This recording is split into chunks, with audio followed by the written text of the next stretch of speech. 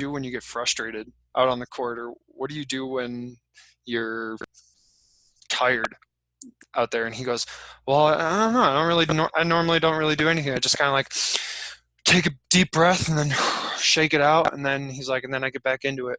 I'm like, this 9-year-old is legit. Like he's 9 years old talking about taking a deep breath and then getting back into the game. Like he doesn't even know it, but that's elite. That's like the number one thing I talk about with athletes is taking a breath, you know? Yeah, dude, that's crazy. What's like in terms of like the breath? I mean, do you teach that when you are like routine wise? What do you teach?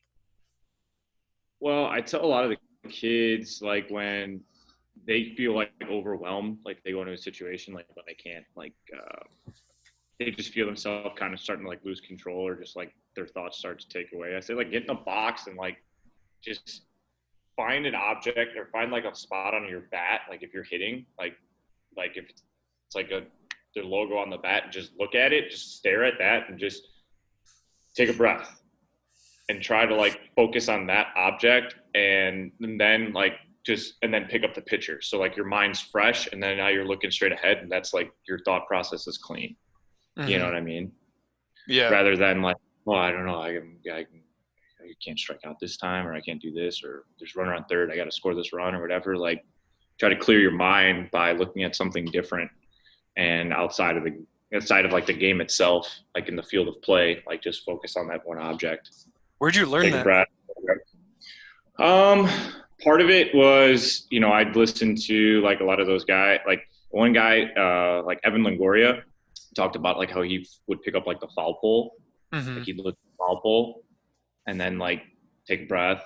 And then one of my buddies that played at UIC said that was like, or his brother, like one of the things that he did was he just looked at his bat and just like kind of just exhaled, inhaled, exhaled, and then like, got set. So just kind of picked that up a little bit from those two things, and then just kind of try to. Yeah, that Evan Longoria E60, is that where you're at it? Yeah. Yeah, that's like one of the most legit mental performance videos of all time. Like that whole interview, because that actually has Ken Ravizza in it too, who's like the the godfather of sports psychology. Yeah. So I thought that was pretty cool. That's legit though. So this is basically how my podcast goes, by the way. Like I just sit down and I talk and ask questions like this. There's like a weird, like, I don't know if it's your mic or my mic, but it sounds like it's like a clicking or something like that. I was trying to hook up my Beats headphones, like my wireless headphones, to my computer, but I can't get it to link up. Oh, actually, it sounds better now. It might be my headphones. I wonder if I screwed them up or something. No, because it's gone now. I unplugged my headphones and it's gone. Oh, well, broke headphones, dude. Dang, these things are nice too. I guess I shouldn't have brought the cheapest pair I could have bought. Now you sound louder. Now I do? Yeah. Maybe they weren't plugged in all the way. Yeah, maybe they weren't, because it sounds good all of a sudden. All right. Yeah, it's louder, so maybe that's what it was. I think we're good. But God, you know what? I'm taking them off. They just started making that noise again. But yeah, man. So like when it comes to hitting, that's exactly what I always talk about. And I got that from Ken Ravizza. And he was like, you're always, you find a spot on your bat, you take a deep breath, and then you have like some sort of final thought, image, or feeling that goes through your mind. So it might be like that final image of you like ripping a ball in the gap, or like that feeling of explosiveness, right. Just the thought of like take the head off with the ball or something like that. Yeah. No, I mean, you got it. Like, I think one of the big things that I struggled a lot with that stuff, like when I played. So like, especially now looking back on it, you get an opportunity to kind of think a little bit more about why did you fail and, what things you could have done differently. And I think one of the things that I, looking back on it, struggled with a lot was just thought process and like getting into the box a lot of times, like just being tense and like overthinking situations and never figuring out a way to like train my brain to not think about like the task at hand so much and like the failure wrapped up in it, and more so like focus more on the succeeding and like think about all the times that obviously like you've succeeded in these situations. But it's so hard, especially like at a younger age, to think about the success, and you get overwhelmed by failure, because obviously baseball's the game, you fail so many times that those are the events that always pop into your head, as opposed to the ones that you succeeded in. And I think a lot of times when you think about successful players and like the guys that really are perform well, I think their brain, and I could be wrong, I think their brain kind of goes to the times they succeeded, as opposed to the guys that sometimes end up struggling, is they go to the times when they failed. Yeah. um, I mean, that makes yeah. me think, that makes my brain go on so many different tangents right now. But one of them is Soto in the World Series. Did you see his post-game interview No. after they won it? He's like, I've seen myself here so many times before. He's seen himself win a World Series already, and he's 20 years old, 21 now. Right. Yeah. And he's like, this isn't the first time I've won the World Series. I've seen myself win it over and over again. Yeah. And that's stuff that isn't, I think, especially at like younger ages, especially like around here, where we grew up, isn't really talked about, isn't really taught. And I think that when you bring up that idea to a lot of kids, they're like, nah, that's dumb. Like you talk a lot about visualization and visualizing yourself, succeeding in moments that may not have happened yet, but will. They're like, nah, that's stupid. No. Like, and I was one of those people too. Like when I was in college, there was, I forgot what it was. My dad bought me some things to listen to, like mental, baseball, like mental stuff. The guy that worked with like A-Rod and stuff.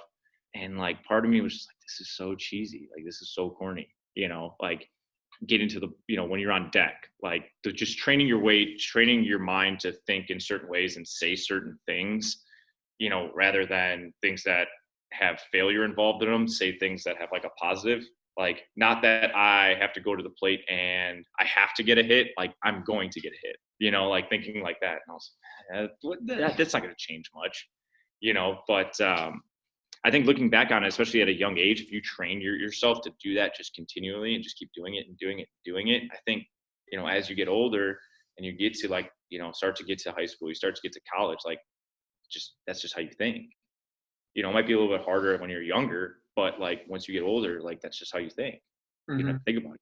Think like that, Yeah, and I think that could go for any age. Like when you get older, that's just how you think. Like you could be 40 and start thinking like that, and then when you're 50, that's just how you think. Right. Yeah. No, that's obviously that's valid too. And I think that there's a lot of people that have to do that, no matter what line of work you're in.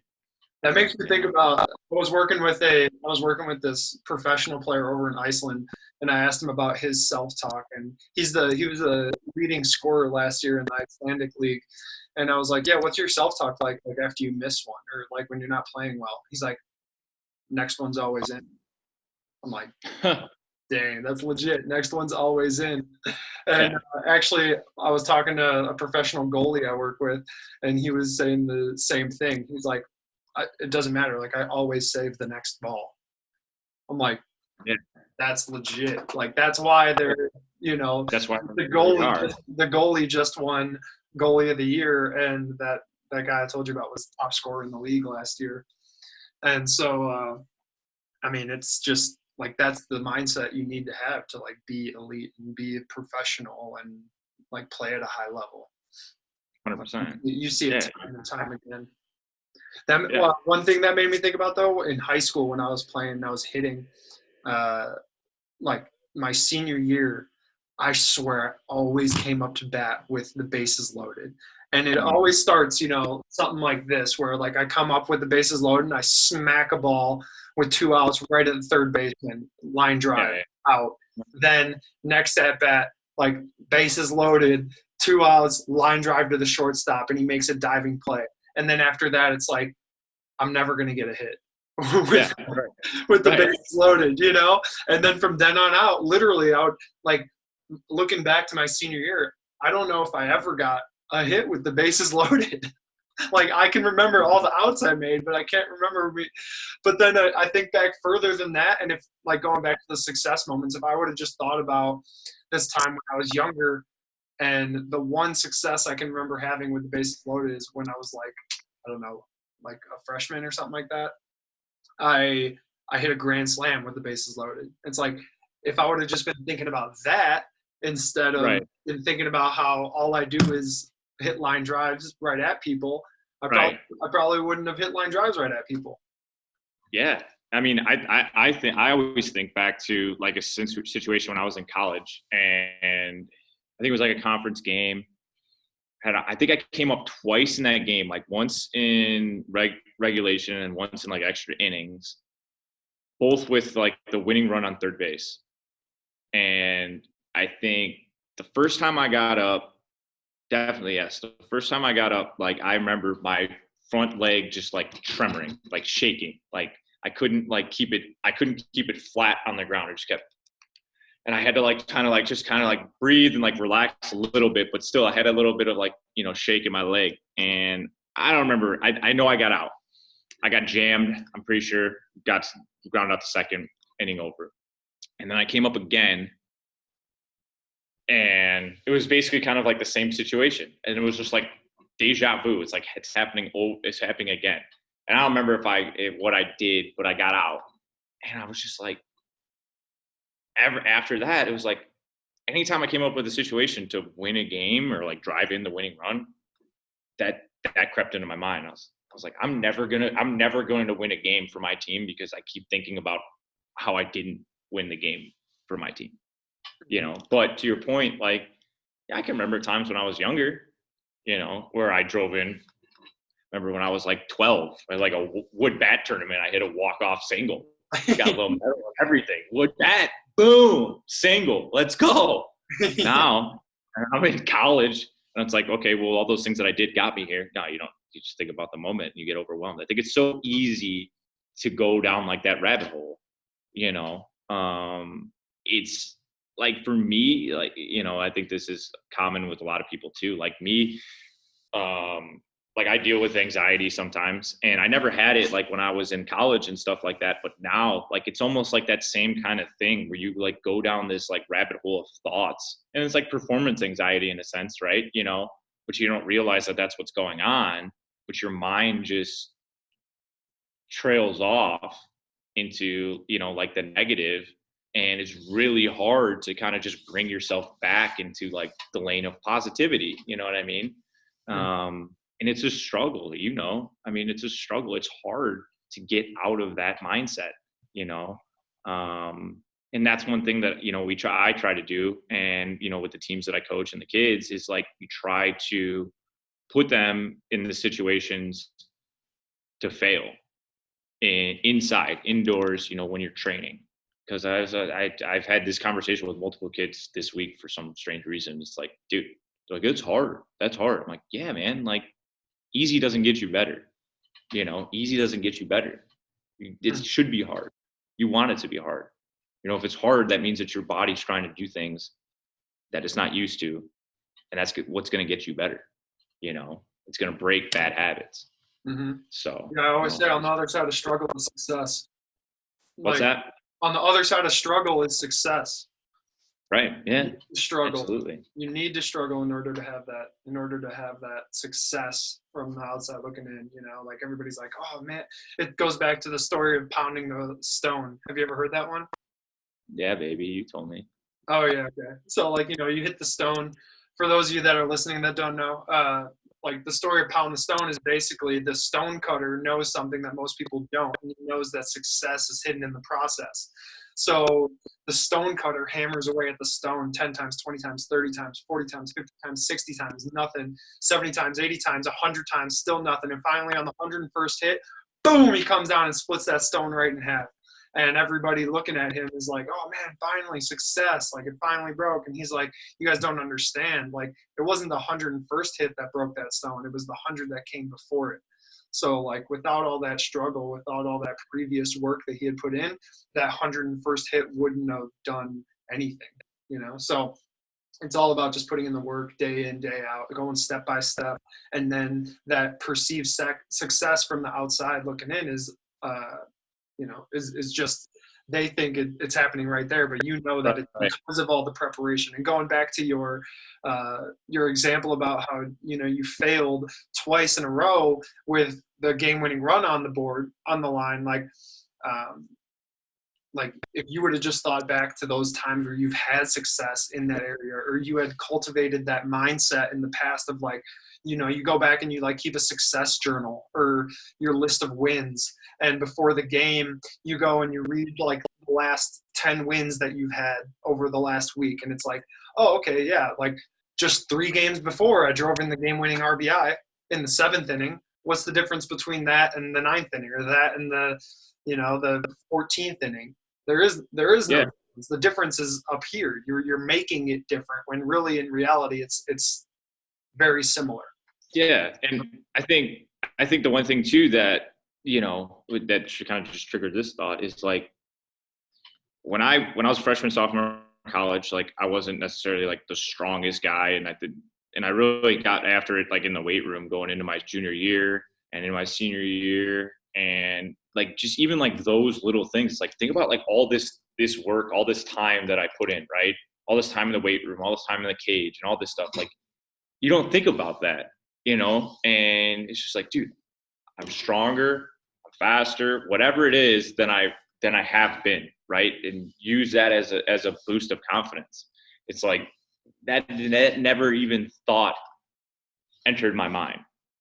That thought never entered my mind. It's like, I feel good. Like this is what you've prepared yourself for, right? That's like those 99 chips at the stone, right? And like my turn to bat right now is that 100 where I'm going to break it, right? But it's crazy, man. Keep a journal back in college? No, I never did. I think that's huge too. Like being able to look back at all of those wins or all of those like different thoughts that you had, or like even when you were in the weight room, like I still have workouts to this day of me rehabbing my shoulder and coming back and being able to bench like 30-pound dumbbells, and then 3 months later being able to bench 130-pound dumbbells, like and just that alone like gives me confidence, like looking at that being like, damn, look at how far you've come. Yeah. Or and that's one thing I talk a lot about with athletes is like track your stuff, track your preparation. That way you can look back at it and look back at those numbers that you've written down and be like, dang, I got after it. Look at my velo. It jumped. Like, I mean, you guys keep track of like exit velo, right? Yeah. Like, look at 3 years ago, I was hitting the ball 51 miles an hour off the tee, and now I'm hitting it 72 miles an hour off the tee.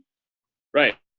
Yeah, and I think that like for me, that's like part of my job as well, is to like track those numbers and like bring those up to the kids and say, hey man, look, like 3 months ago you were hitting the ball 53. Now you're hitting the ball 63. That was 3 months. Like think about what you could do in another 6 months, in a year, right? If you stay this course, like you stay the path. And yeah, man, remember, if you look back at it from in like a 2-week, a month period, yeah, maybe your exit velocity jumped like 2 miles an hour, right? But your body was still grasping all these concepts, right? It was grasping it, was unsure. And now, once you got things figured out, boom, just took off, right? It's the age-old saying, trust the process, but it's legit. You have to trust what you're doing, right? When you hire professionals, such as yourself or whatever. Like, you got to trust what they're doing, right? They're professionals at their job for a reason, right? They know what they're doing. You have to trust them. I think one of the biggest frustrating things is when people give you like the 2 weeks. All right, oh, nothing's happening. All right, we're done. You didn't even give it 2 weeks. That's nothing. Yeah. Like for me, you come to me a half hour a week, it's an hour time. Like that's how am I supposed work on your own? Right, exactly. Especially when you're not doing anything on your own. I can't help you, right? I can give you what I can in 30 minutes, but the rest is up to you. Yeah, like think about the video game. If you were to, one of the coaches I work with calls this generation that we're working with now, the younger kids, they call it the reset generation. It's like it kind of creeps into our generation as well, Sure. honestly. Yeah. But like because of video games, Right. like what do you do when you die? You just hit reset and then you play again. So it's like just reset, hit the reset button. And so you're gonna win. I can reset it. they use with their kids. And when it comes to them, video game analogies are amazing. Like a kid that comes in to work with you for a half hour and then thinks he should be getting exponentially better. And then you're like, dude, if you sat down for a half hour and played a half hour of video games every week, how good do you think you'd be?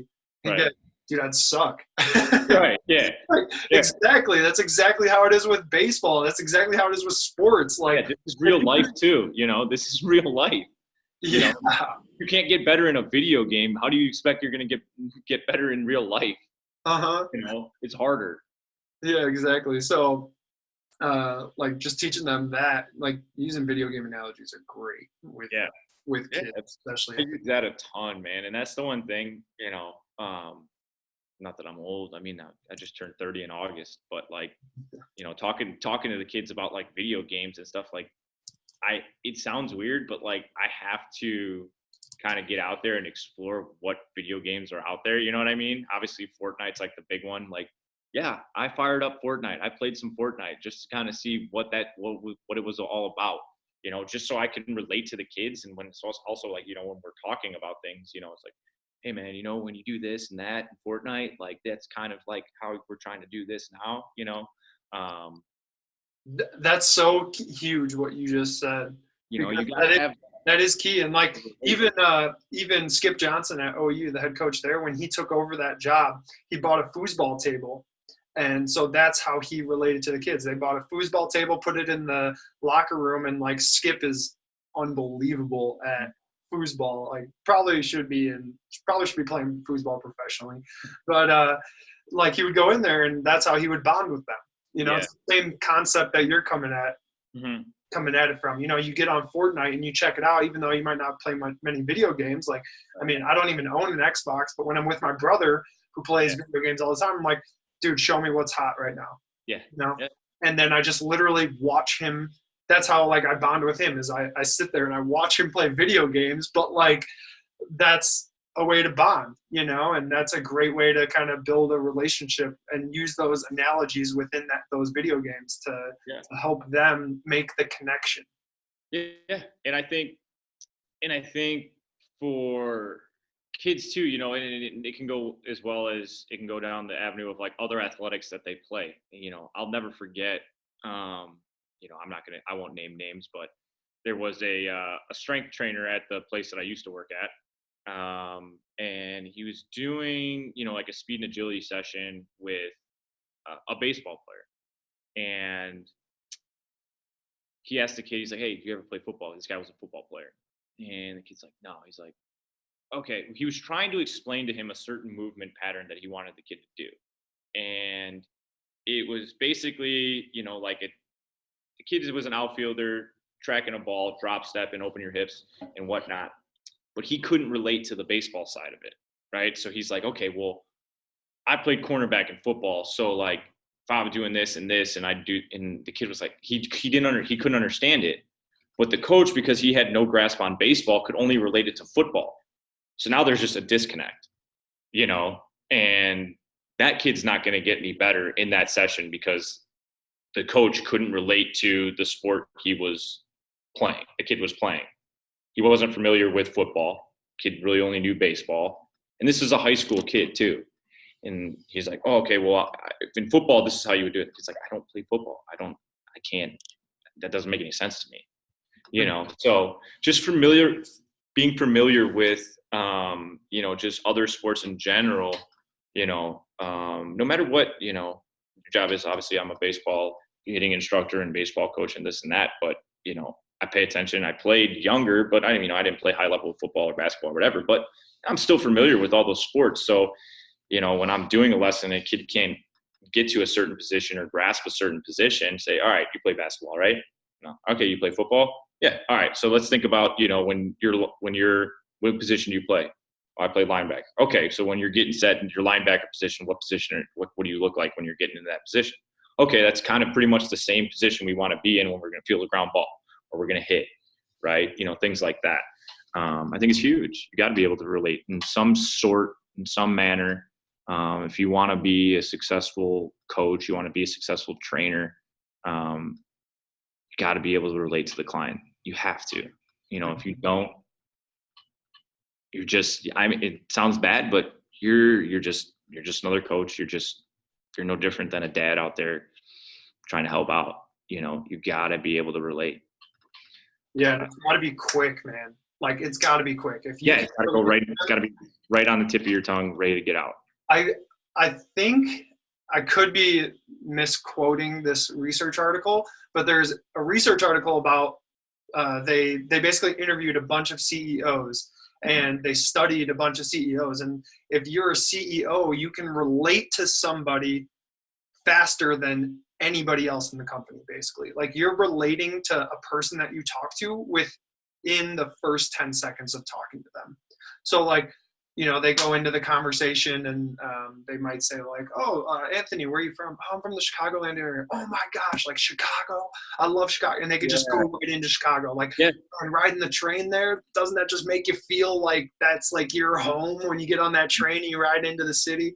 And, they're instantly able to relate to somebody. And it's like, you're the CEO. Like, that's your job. Yeah, you have to be able to relate to that 9-year-old or that 12-year-old or that 22-year-old literally like this, because if you don't, then you've lost that trust and you've lost that connection that could have been very strong. Yeah. And that's one of the reasons why, like, one of my mentors, Brian Kane, he talks about learning every single one of the athletes' names before you walk in there and work with the team. So literally before I go in there, I'll ask the coach for all of their names and I'll go online and I'll creep on them, dude. I'll like find their Instagram picture. I'll go on the website and find their baseball headshot or softball or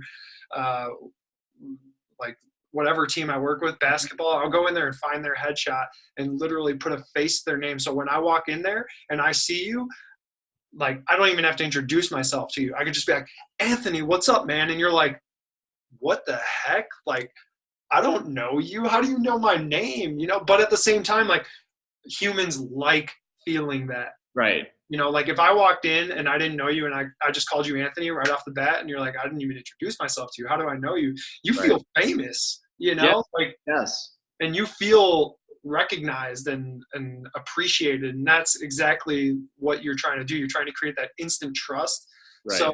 So that way, going back to the thing about like the 2 weeks, a kid doesn't see any results in 2 weeks. So they're like, what the heck, but if you create that instant trust with them, right, and you get that up front, then 2 weeks in, they're like, they might get a little disappointed. They're like, dang, I haven't seen anything. But now they trust you. And when you tell them, hey, like, and you use one of those analogies, like the video game analogy, they actually listen to you instead of just writing you off as another coach or like another dad.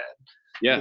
I think one of the big things too, in terms of like from a trust factor, especially with younger kids, or I mean, at any age, honestly, is talking about like your own failures. I think is huge. I think for me, that's part of the reason I got into what I do, is whether it be, in my opinion, not so good coaching from certain people, or, bad experiences, with teammates or coaches, or just failure playing the game. I like to take those, those different things. And that's how I think that anybody kind of creates their style. And talking about those failures, say, hey, I've been in your shoes, right? These are the things that I chose to do. and this is where it led me, right?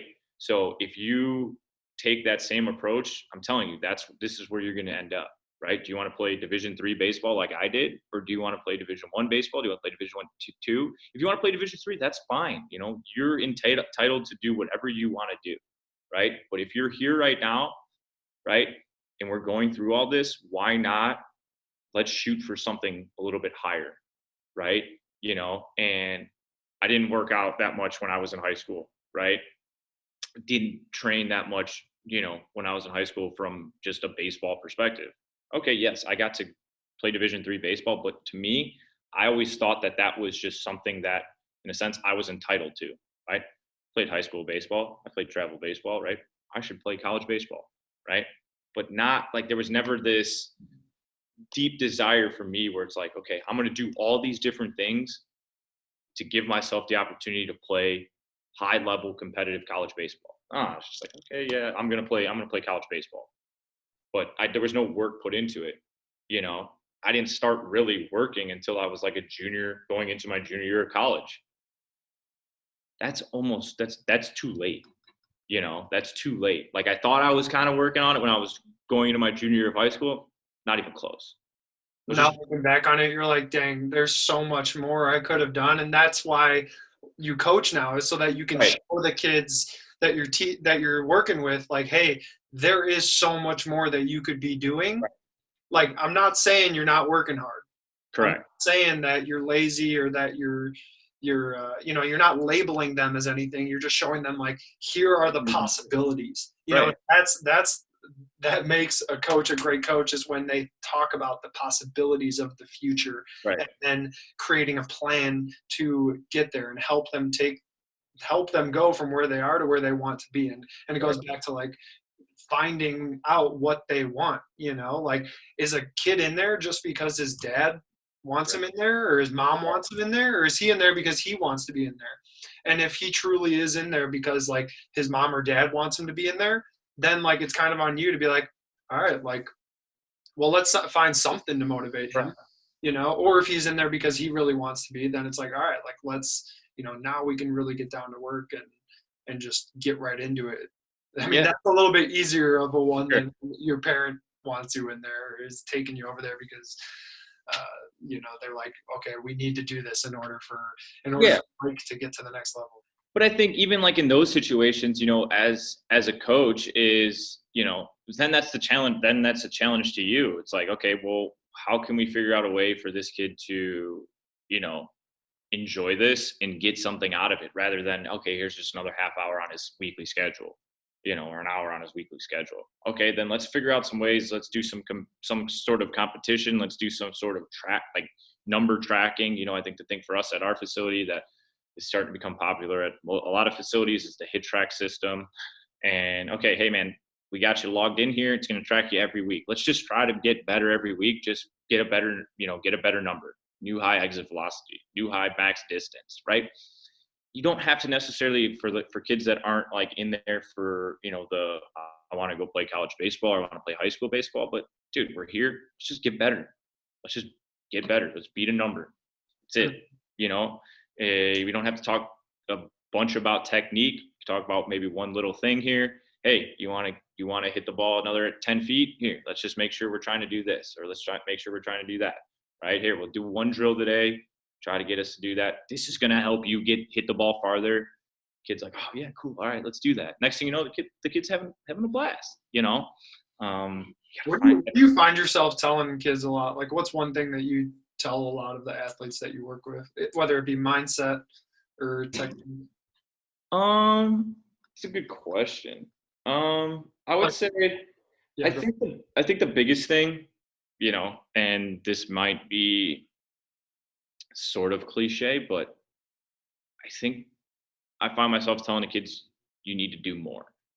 You need to do more, because I think in the area that I'm in, I think that, there's a lot of kids that are busy. They're doing other things. They're involved in other sports. They're involved in other activities and this and that. Right. And they enjoy baseball and they like it, and, it provides something for them. But I think there's a difference between like a training session and practice, right? Practice, you're getting repetitions, you're building off of, in my business, the training session that you had, that 30-minute session, you're going to go out and practice the things that you talked about during that session, right? And I think a lot of kids view, a lesson or a training session as practice. It's really not. You're learning during that session. Yes, you're going to learn in practice too, through mistakes and things like that. But you have a guided, you have somebody guiding you throughout that, whatever it's 30 minutes or an hour. And now you take all those different things and now you apply them in a practice setting, right? But I don't think that, I think there's a lot of kids that I work with, and that's the one thing that I try to really, really, instill in them is like, you got to do more than just this 30 minutes, right? Because at the end of the day, if we're doing a 30-minute hitting lesson, right, and we're doing a 30-minute pitching lesson, there's a lot more talking and explaining and analyzing that goes on rather than like actually like swinging the bat or throwing the ball, so it's up to you to take these things that we're talking about and then go put them into action, in the batting cage or, outside, whatever it is, whatever it might be. So yeah, I think that's one thing that I tell a lot of the kids is like, okay, you need to do more. What are you doing outside of coming in here for this 30 minutes, right? And if you truly want to get better, here's some of the things that you need to be doing. And one of the things that I've started to do, I've got a couple of clients of mine and, through talking to the parents and stuff like that, I'm just trying to get the kids to kind of take that next step is what you asked me earlier, is starting to journal, right? And say, because I find myself a lot of times, okay, what did we talk about last week? Kids like, I don't know. I don't remember. Like, dude, you were here 7 days ago. You were here 5 days ago. How do you not remember what we talked about? Okay, that's a problem, right? Because now all the stuff that we just did, we got to revisit again. Now we just wasted another 10 minutes revisiting stuff we talked about last week, right?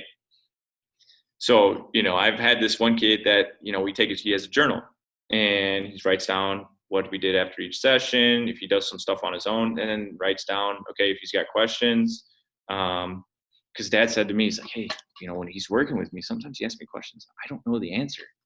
And I was like, yeah, that's okay. That's fine. Now, if he's got a journal, just write those down. And then you can ask me when we get in, we could talk about it. And there's nothing wrong as a parent saying, you know what, I'm not sure. Let's ask Anthony that. I think the one thing that hurts a lot of people is not admitting that they don't know, right? It's okay. No matter what it is, if it's baseball or just in life in general, like if you don't know, that's okay. That's why there's professionals. You seek somebody that has the answer, right? And sometimes you get even smarter when you just start researching and trying to find the answer, So I guess to answer your question, the one thing that I say most to the kids is, what are you doing? And how can you do more? Can you put more time into it? I think you said a lot of huge things during that. Yeah, that was kind of a tangent, but No, that was good. And I think the main strategy and the main technique that you got out of that was journaling. I mean, people can't even. Can you tell me what you had for lunch 4 days ago? I cannot. So like that's kind of what I was thinking about. Like, yeah. But if you want to get better at nutrition, you have to keep track of your daily fuel, Yeah. And like, okay, what did I have 4 days ago? Well, let me go back and look, and then you're like, okay, I had this, and this for breakfast, lunch, and dinner. Mm-hmm. And, that kept me on track moving forward with my health and my diet. It's the same thing with baseball. Like, what did I work on 7 days ago in this lesson? Right. We met last Wednesday night at 7 p.m. and you can't tell me what we worked on. Well, then, how are we getting better? How are we getting better at our diet if I can't tell you what I ate a week ago? Yeah. Yeah. I think those successful habits and having that journal there speeds up that revisiting, because there is something to teaching and reteaching. Like, you're always constantly teaching and reteaching, especially the younger the age you go. Yeah. Teach, reteach. But if you have the journal, and they're looking back at that, and they're building that habit and that mindset, and they're looking back at their failures and their successes, like then that speeds up that learning curve exponentially. Yeah, I mean, I think, during a session, yeah, I'm always, teaching and reteaching, but I think the key is, the reteaching not to be, the the the main focus. Then you could ask the question, what is the one thing we talked about last week that would help you Exactly. change what's going on right now? And Yes. they're like, oh yeah, we talked about getting that back hip through it, Yeah, sure. and all of a sudden they make that correction and it's this fast, instead of being like, okay, like what did we talk about last week? And he's like, I can't remember. And you're like, remember the back hip? And they're like, not really. Like, and then you're spending a whole nother lesson teaching that same thing again. Exactly. Yeah, it's just tying each session into the present one, right? And just that's how you build, right? You just keep going, right? Yeah, talk about this last week. See how that ties into this, what we're talking about right now? Okay, cool. Got that. Connected. Now we take that, build on the next week, connect it, right? But if I'm constantly, reteaching, that process never happens. And if it does, it's stalled because of, if it takes you 6 weeks to grasp one thing just because you can't and it's hard, that's fine, right? But if it takes you 6 weeks to grasp a concept just because you're being lazy and you're not remembering and you're not doing your work outside of the session, then that's a problem. Then maybe this just isn't, the route for you, right? Whether That makes me think too about, like, kids also are sometimes they're remembering and they're thinking and their deciding is done for them. I mean, growing up, it's not just our generation. It's like a human thing to not let kids think, decide, and remember for themselves. And when they sit there and they say things like, I don't know, sometimes we have to recognize that that's a habit that kid has formed because he's not used to doing his own thinking, deciding, and remembering. So when he says, I don't know, it might be worth saying something along the lines of like, it's okay that you don't know right now. I say Like, that. let's work through this. Let's work through this together. Or maybe he says, I don't know, because he doesn't want to give you an answer. And then you can say like, one thing that I've noticed over these last few weeks of working together with you is that you know how to think, decide, and remember for yourself. Right. Yeah, exactly. So if I were to ask you this question again, what's just like one thing that you could think of? And then the kid's like, oh, okay, Anthony's expecting an answer from me. Right. Like he's not expecting an I don't know because he knows I know. Yeah. Or you're just instilling, confidence in them that you, as their coach, believe in their thought process. You know what I'm saying? Like, where if the kid's just like, I don't know, I'm like, dude, you're smart. Like, you know the answer. And if you don't, that's okay. But I want you to answer because I know you're smart enough to come up with something clever, or you're smart enough to know the answer, right? And I think going back to what you were saying is like, if they say I don't know because they're just used to not having an answer or whatever. I think one of the big things too is kids are used to their parents answering for them, right? Kid goes, hey man, what'd you have for breakfast today? Oh, I don't know. And the parents like, he had pancakes, he had strawberries and this and that. Okay, fine. I know all right, I'm asking him. There's a point to this, right? I'm trying to get something out of him here a little bit. I'm trying to build some connection, but parents just always just jumping in. That's tough, man. And it becomes just something that the kids get used to. Yeah. So they just become, I was like, I'm just going to say, I don't know, because my mom will answer for me. Right. Mm-hmm. I don't have to talk. But when you're coming to myself, it's like, I want the kids to answer the questions. Right. And that's why a lot of times, when I want to ask serious questions, I wait till I get them in the batting cage. I'm not going to ask them, outside where the parent could jump in and answer. It's like, hey man, it's you and me, right? We're here together. Don't worry about anything else. You build on that relationship, that helps you get a little bit deeper with them, because once they start to trust you, right, as you know, once they start to trust you, that's when the real growth starts to happen. And I can relate to that 100 times as a young kid. When I wasn't comfortable around somebody, or even like when I was in college, there's certain coaches that I had that I trusted. There were certain coaches I had that I didn't trust, right? Or I just didn't get along with, or I just didn't see eye to eye with. And there really wasn't going to be a lot of growth going on, when that coach was, involved in whatever I was doing. Right. But when you get that one coach that, you really get along with, you really see eye to eye with, I mean, it's like, I don't know, man. It's like magic almost. You know what I mean? It's crazy. Yeah, it's magical for sure. And that, I think what you were saying about the parent jumping in, that's the same issue that happens with a lot of coaching staffs. Like, Yeah. Yeah. uh, like you'll ask a kid a question, and then the coach will jump in, or you'll ask I've seen this happen literally. One coach will ask the kid a question, and then another coach will jump in and answer that question. And now you have the coaches discussing the kid, and the kid's just standing there for 15 minutes, not even talking. And the coaches are talking to the kid, but really they don't even notice, but they're talking to each other Right. about that kid. Right. And that's part of my job is like, I look at them and I'm like, okay, like what's one thing you just learned from this conversation, and then you get the coaches again, they just start going at it, and like they go back and forth, and next thing you know, another 15 minutes goes by, and the kid's just like, okay, now I'm just confused. Or they do get it and they're like, can I just get out of here? Like, you know, Let you two talk. I'm same thing. Yeah. Like your profession,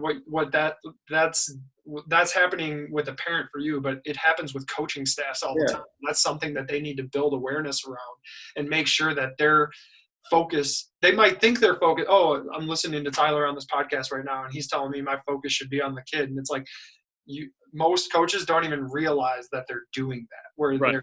they're kind of, it almost seems like they're competing against each other to kind of get that last word. Well, I think that in a similar fashion, it's the same thing just with teaching in a team setting. I obviously, baseball is my background, and that's the thing. I can just think to situations where it's like I'm an assistant coach, right? And let's say there's a head coach.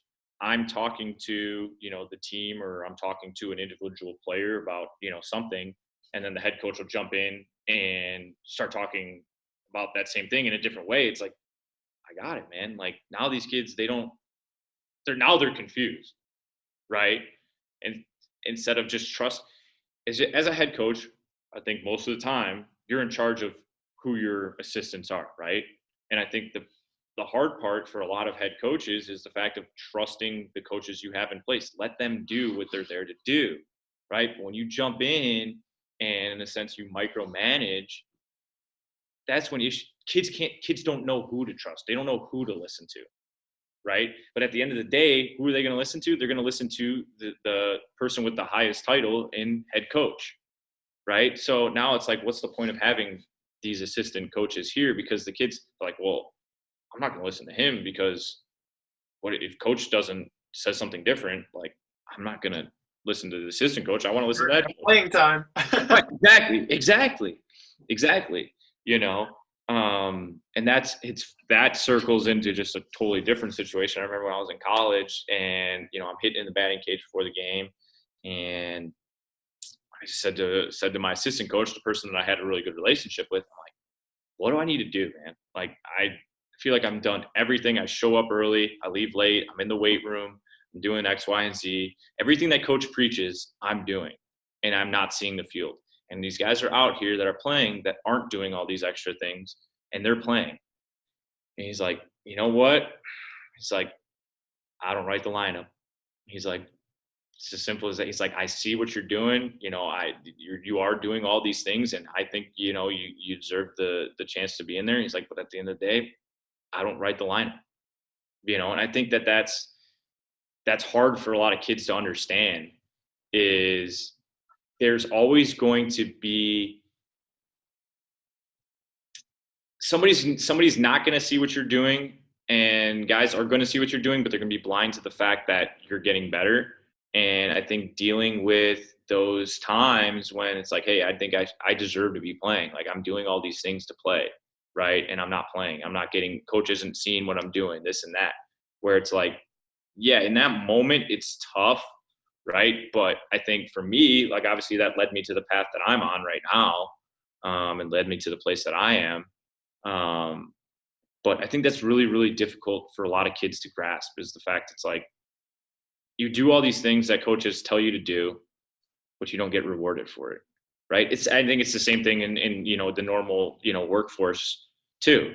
It's like you do all these things that your boss tells you to do. You hit your lines and you hit your numbers and you still don't get promoted, right? And that's what I tell a lot of kids too. It's like, hey man, like it's no different than real life, right? You go to get a job, you got to do X, Y, and Z, and you might not, see anything for it. But like the fact of the matter is, that you're accomplishing your tasks that you need to do, right? So at some point, it's going to pay off. Now I know you might not see that now, okay, and you might not see it for another, 5 years, whatever it might be, but it's going to make you a better person, right? So I have no idea where I was going with that, but it just at some point it'll pay off. I think that's what you were getting at. And like the analogy that I always use is like heating up an ice cube, right? Like you can heat up an ice cube from 20 degrees to 30 degrees, and you're going to look at that ice cube and you're going to be like, it's not melting. Mm-hmm. You put in all this work to raise the temperature of the ice cube 10 degrees and it's still not melting. Right. 31 degrees, still nothing. 32 degrees, still nothing. And then finally at 33 degrees, you see the ice cube start to melt and you're like, yes, but you had to put in all of that energy into it before then to get it to melt. Right. And like you putting in all that work in college, and you're doing all those extra things, coming in early, staying late, like it wasn't paying off at that moment, but you just got to keep at it. You got to keep pounding the stone. You got to keep heating up that ice cube, because eventually you're going to get your shot out there and all of that extra work is going to pay off. And it's just like, and then once you get up there, going back to coming full circle with this, it's remembering that you put in all that extra work. Right. Exactly. Get out there, and like raise yourself from the bottom of the depth charts, from the bottom of the ocean, the abyss. And now you're sailing up top, wind is blowing at your back, and you're able to actually like see some success. But it's just putting in that work on a daily basis and like just waiting and executing your role, but not accepting your role. Right. I think, dude, I literally just got goosebumps from what you said, because I just think back to, I think at like all these situations, right? In Major League Baseball, basketball, football, you get these guys that nobody'd ever heard of, right? 30th round draft pick in baseball or whatever. And then they just get to the show and they just succeed. It's like, that is a just mentally just determined, strong-willed person, right? If you're ever going to talk to somebody, those are the people you want to talk to, right? Not the guy that was a superstar from a young age, not the guy that, was always, number one on his team, because yes, that's important, but not everybody can relate to that, right? Who can you relate to? You can relate to the guy that nobody knew about, that just kind of just went about his business, and then he gets to the show and it's like, dude, that guy doesn't even struggle. He just goes out there and he rakes, or he just dominates on the mound. It's like, how mentally tough, how mentally strong do you have to be able to do that, right? That blows my mind. It's a skill that they've built up. They weren't always mentally tough. And Right. Remember when you were like, it's like magic. Yeah. The definition I heard for magic the other day from Penn and Teller, that show they have like revealed, they're like magicians and whatever. Yeah. They say that magic is just somebody working harder at something than you reasonably expect. And like, it's the same thing. Like, there's no such thing as magic. Sorry to blow everybody's minds. Like, it's just they're tricking you. And but like, they do so well at it because they've worked so hard at it, more than you reasonably expect. Right. When a guy goes out there like Altuve and he rakes, or a guy goes out there like Steph Curry and he just buries everything, or a guy goes out there like Anthony Robles, the guy with one leg that won the 2010-2011 wrestling national championship at the 125-pound weight class. Like, that is hard work day in and day out, man. That is harder work than you would reasonably expect. Correct. Like, that's so much different from like, yeah, kids just don't. It's getting them to understand that. You know, or just think about a guy like Bryce Harper, who's just always been the best, right? Dude's on the cover of Sports Illustrated, right? Like, though it's hard for people to relate to that, you know, where you got these guys that are just like, man, dude, every day. And like, you take a guy like Altuve, dude, that's a guy who he probably failed for a lot early in his life, right? And was just resilient to just accept failure. It's like, nah, man, I'm not going to keep doing this. Yeah, or even the famous story about Altuve, about how he went out to the pro camp when he was 15 years old, and they sent him home. They were like, "You're too small." Right. He went out here, and they sent him home, and his dad said, "Go back there tomorrow." He went back there tomorrow and played in the game and showed out, and they're like, "All right, yeah, sure, we'll give you a shot." Right. But like, it's him being resilient, and like, talking about mental toughness and resilience, like, that's something that's trained in yourself over time. It's not something that like kids either have or they don't have. Like, if you're a coach and you want mentally tough athletes, like, it's your job to build that mental toughness within them over time. And I think one of the coolest things I heard at the Division I level was, like, when I was playing there, is like, kids aren't playing for their freshman year. Like, kids aren't practicing every day to play in games their freshman year. And I didn't know this until later on in life. And like, you're playing and you're practicing and you're working out and you're getting better to play for your junior and senior years. That's why so many freshman football players, Division I football players, like, I don't know what the percentage is, but it's very low of the true freshman Division I football players that actually get out there. Because the coaches know that, like, they need that year of development. Yeah. Yes. Yeah. I think that a lot of times, as you go as an athlete, you go to school, you expect to play, right? Because that's how things work, especially like in high school. Travel ball. Oh, I'm not playing on this team. I'll just go to this team. I'll play over here. Yeah, but I'm even thinking of most guys, in high school, it's like, okay, freshman team, play. Right. All right. Now you go to sophomore, you play. Go to varsity. Okay. Maybe you sit a little bit on your junior year, and then senior year you play. Right. But it's those first 2 years you play. Right. But then you get to college, you're like, oh, it's like the same thing. I'm going to go play as a freshman. I'll play as a sophomore. No, like, there's one team. There's not four. There's one team. Right. And then, so when you get to college, those juniors and seniors, most of the time, those are grown men. Right? As a freshman, like, you're still a kid, right? But you don't realize that, right? Until you really. I was 145 pounds, 5'8", my freshman year of college, and then my sophomore year of college, I was 185 pounds, 5'11". I grew 3 inches and put on 40 pounds. Like, that's insane. What happens. Yeah, you're a child. You're a child. Most guys as a freshman, and then you start to mature and you understand that, like, oh man, like, this is what I'm up against, right? So it's like, in a sense, like, it's fight or flight. It's either I'm gonna get after it, I'm gonna eat, I'm gonna work out, and I'm gonna do all these things to just catch up to these guys, or I'm just gonna say, you know what, it's not for me. These guys are huge. I'm out of here. Like, I can't do this. What are you gonna do? What are you gonna do? Right? It's your choice. It's your decision. Right. And at the end of the day, yeah, it's up to you, right? Do you want to be like a guy that finds the field or finds the court, or whatever it is, or do you just want to be a guy that just hangs out on the bench and maybe gets a chance here and there? That's not what I wanted, but yeah, it comes down to what you want and what you're willing to put in for what you, like, are you willing to put off what you want now for what you want most? Right. I mean, that's one thing that my mentor, Dr. Rob Gilbert, says a lot. Like, are you willing to put off what you want now for what you want most? Are you willing to, like, give up that time with your girlfriend, or give up that time with, going out to the bar with your friends so that you could go hit, or so that you could wake up in the morning and go work out, or whatever, yeah. something, feel good at least when you go into the cage the next day. Like that's the type of stuff that you have to be weary about at the high school and college level, especially moving up in the ranks.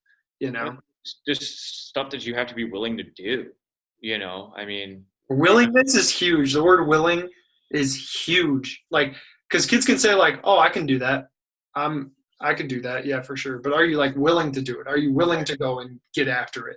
Right. Like willingness. People who are willing. Get up at 5 a.m. and go work out and run. Okay, yeah, anybody could, but are you willing to do that? Like that. There's a difference. Being able to, like you said, being able to do it and willing to do it. Those are two completely different things. Yeah, and going back to like what you were talking about earlier with your dad, like listening to those tapes or whatever, and they're like, there's a difference between like I could get a hit and I'm going to get a hit. Right. Yeah. It's like, what do you want? Going back to that. So, all right, man. Well, we're at like an hour. That flew by. That's that. 100%. Yeah, absolutely. I'm trying to keep these to an hour though, so the listeners, at an hour, we're good. All right, brother. Any closing statements? Nah, I mean, I think what's your number one takeaway from our little conversation? I think wrapping it up. The best thing I think that we covered, or the biggest takeaway that we covered, I mean, is probably just the fact that I think people need something that they can go back to, right? And I think the journal aspect is huge, right? And it's something that I talk about a lot with people, but I don't think it's something that I necessarily like really get after and keep on people for. And not to keep this going on, but for the travel team that I coached, they were 12 years old last year. We had binders put together for them, similar to a journal aspect where they could track things and things we talk about in practice. They could write down, and we used them for like the first 2 months of practice, and then after that, it just kind of went away. Because you get so wrapped up in certain things, but like that is a staple of getting better. Right. So forget about, all the things that we're doing in practice. Like if we can't go back to what we just learned, we're wasting time in a sense, So I think the journaling aspect is huge, and not being afraid just to write down doesn't have to be all like good things. Like it could be things you failed at. Right. So when you look back at it in a month or 2 months, like, hey, I remember I failed at that. I'm doing that with ease. Right. Think about maybe it's the other way around. One of the goalie I work with, the professional goalie, he said when he came to me, he's like, dude, I was looking at stuff from when I was playing professionally over in Sweden. He's like, I'm having the same thoughts. He's like, that's why I came to you. He's like, I should not be having these issues 5-7 years later. Yeah. Yeah. But I still am. If I'm writing down those same things, but he wouldn't have ever been able to bring about that awareness without a journal. Wasn't keeping that journal. He would just be going down the same negative cycle over and over and over and over and over again. And it would be this, he's in this loop, this cyclic loop that he couldn't find a way out of. Yeah. But since he had a journal, he could, and he's like, okay, I can seek help to get out of this cycle. Yeah. Yeah. So I think that's huge. And I think that people, like I said, visualization and journaling, and for whatever reason, just people think it's corny, people think it's stupid, they think it's silly, but just like you said, you got professional guys doing that, and he would never realize that without a journal, and that could be the difference in him becoming, something like really great, as opposed to just being another, goalie, whatever it is, you know what I mean? So, and with the journal, I always simplify it down, because simplicity builds clarity, clarity builds confidence. So you always want to simplify it down to like 1 to 3 things. Yeah. If you can